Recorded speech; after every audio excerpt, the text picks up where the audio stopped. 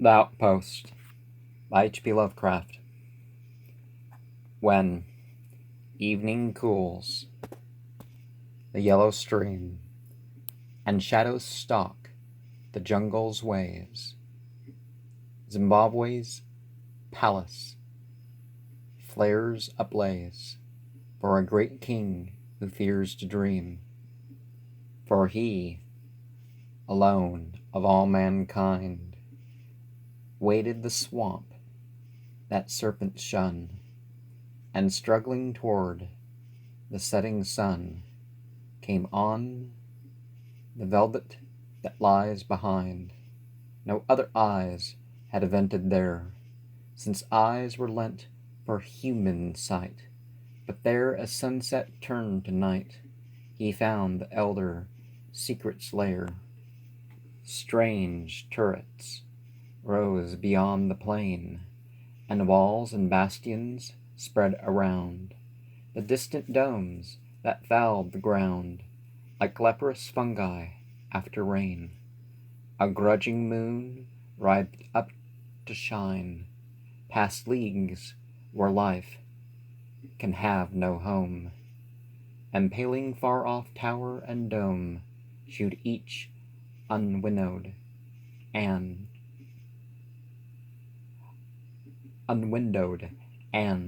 malign.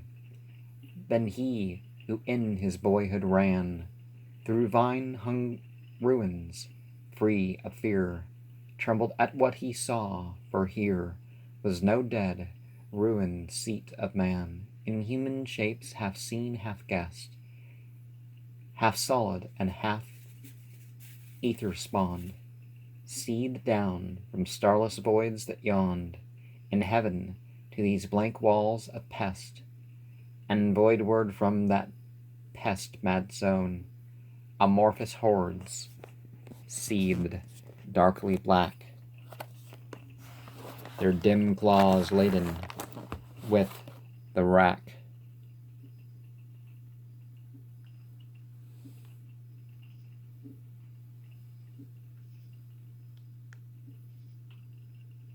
Of things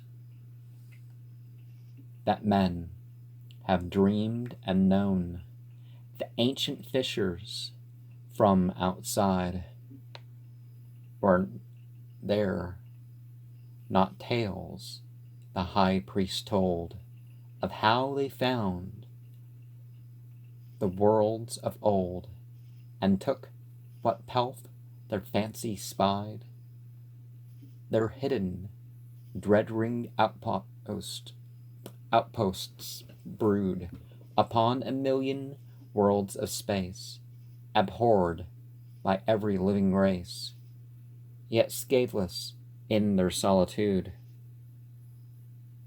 Sweating with fright, the watcher crept back to the swamp that serpents shun, so that he lay by rise of sun, safe in the palace where he slept.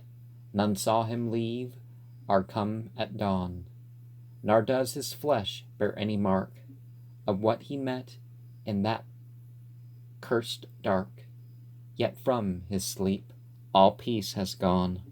When evening cools the yellow stream and shadows stalk the jungle's ways, Zimbabwe's palace flares ablaze for a great king who fears to dream. And an interesting thing is that it seems that about 70,000 years ago,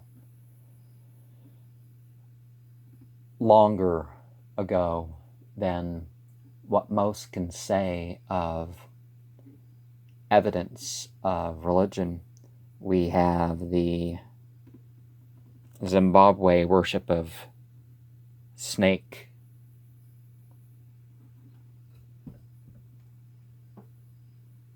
and at least reptilian sorts of spiritual beings.